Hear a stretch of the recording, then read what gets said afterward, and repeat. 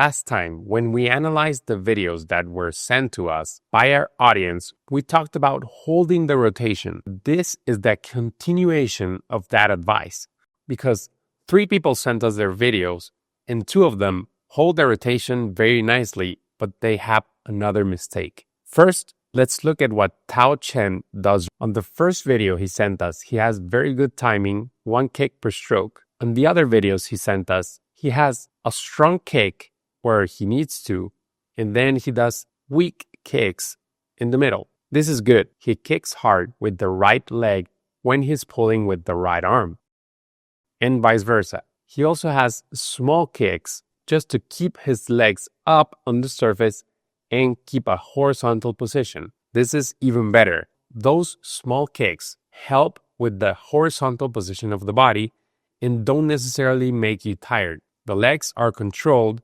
However, the ankles are mainly in dorsiflexion. This is one of his main problems. Having the ankles in dorsiflexion means you'll be creating a lot of drag most of the time, and you're going to have to work harder with the arms to pull yourself and feel that gliding, effortless position. This is not only about mobility and flexibility, it's also about ankle control. As we saw, when he pushes off, he has more ankle mobility than he uses when he's swimming. Here, you can see that he's not creating drag with his feet, but when he starts swimming, as soon as he relaxes the ankles and starts thinking about the arms, the ankles go to dorsiflexion. This stops his movement and it's damaging to his smooth, effortless, ideal technique. Now, Tao Chen's goal is to swim for wellness. He wants to swim smooth. He wants to feel good in the water so he can develop other skills. The main problem that he says he has is his core gets tired. This is not a very common issue, but it means that his core is either working too hard or is a little bit weak. Those problems are not as bad as the one I saw immediately after watching a few seconds of his video. Just a quick recap on what we said about holding the rotation on the last video. We said that the shoulder rotation should not go from one side to the other, to the other, to the other without a pause. There is a pause, especially if you're swimming for wellness and for feeling smooth. And we can see that Tao Chen has a small pause when he's breathing. This is good. What's not good is that he starts pulling while he's breathing and while he's holding the rotation. The ideal scenario is to hold the hand as well as the shoulder up in front while gliding. This will give the body a better position to pull. When he uses the rotation, the main propulsion of the movement of the arms is halfway or almost done, meaning he's not getting a lot of help from the body to pull. He's using only the shoulders and he's not even getting a lot of propulsion from the shoulders because he's bending the elbow too much. Bending the elbow is not a bad thing. However, remember that the farther away the fingers are from your body, the more leverage you'll have. That's why you see sprinters having almost straight elbows because they want more leverage even if they're wasting energy. Here, the arm is not wasting a lot of energy, but also not creating enough propulsion. He needs a bigger leverage. That's why we recommend the fingers pointing down towards the floor and holding the rotation while gliding, so when you're counter-rotating, using that counter-rotation to help the arm pulling. Here are the main exercises that I would recommend to Tao Chen. 90% of the time, for a full month, doing only catch-up. The other 10% he can do whatever he wants. However, getting used to holding the rotation is going to be essential for swimming smoothly. He's not swimming for speed, so he doesn't have to worry too much about the tempo of his arms. He just have to focus on pulling harder,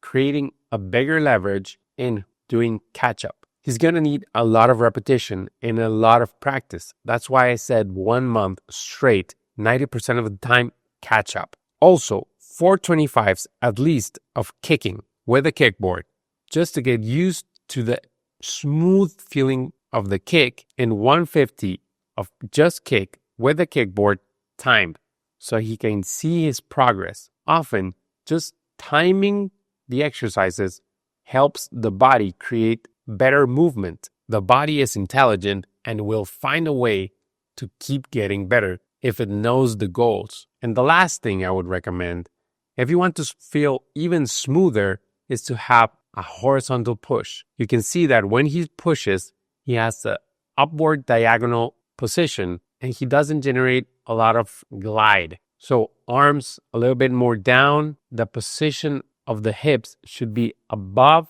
the feet so the knees are in a better position to push horizontal. Now we go for Nacho. Nacho is a triathlete and wants to swim smoother and faster so he can swim better in open water. Remember, in open water, the rules change a little bit.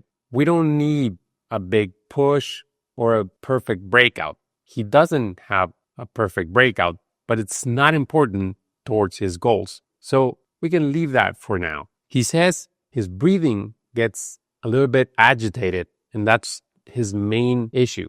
But first, let's look at what he does very well. He has very good timing, just one kick per stroke. He has very big leverage. As we can see, he doesn't bend his elbow too much, and the distance from his tip of his fingers to his shoulders is longer than of Tao Chen. That's why he moves more per stroke than Tao Chen. Another thing that's different is that he's looking up when he's swimming. Very often, I would correct that for pool swimmers because that creates leverage. In open waters, however, you want to look up even when you're breathing just a little bit so you can orient yourself.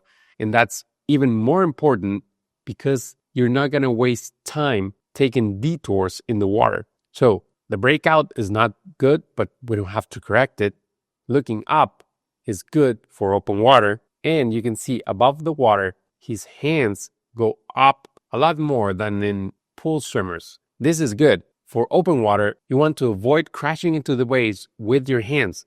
So you need a high hand recovery. Now, let's look at what he can do better. Same as with Tao Chen, he's holding the rotation, but he's not holding his arm in front. When his left arm enters the water, he's already past the head with his right arm, meaning when he's doing the counter rotation, the arm is almost already done. We want to have the counter rotation when the arm is almost starting the pull. I'll show you an example of what I do. When the arm enters the water, I'm just starting to pull. And I use the counter rotation to pull even harder and faster. That allows me to glide and feel more effortless. The other thing that he can do better is that when he's entering with the arms, he's going down too much. This is a typical total immersion technique, and it's good for beginners.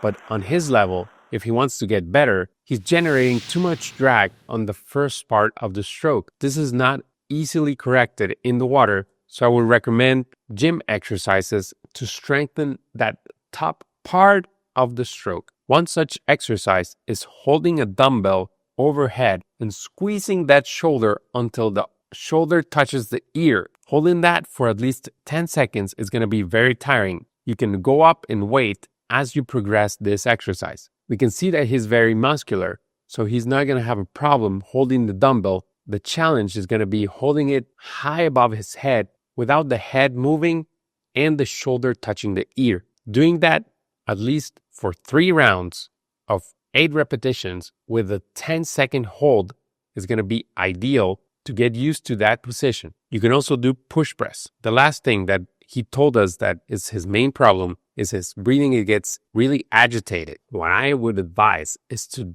not exhale as much as he's doing right now. We can see that he's holding his breath right there. It's good. But if I had to guess, he's exhaling too much air, leaving nothing in his lungs, and he's taking a little bit too much time to breathe. My main advice for his breathing would be having quicker breaths, not exhaling all the air in his lungs, just quicker breaths every 2 or 3 strokes. Being a triathlete, we know he's in good shape. His CO2 levels are probably too low. He needs higher CO2 levels. So quicker breaths would help, but also holding his breath for longer to see if that's the issue. maybe breathing every 5-7 strokes, my guess is that he'll feel better. And lastly, we have Leslie. Leslie is an open water swimmer, and she's been swimming for 3 years. Waits for the rotation to start pulling, that's good, and her fingers are pointing down.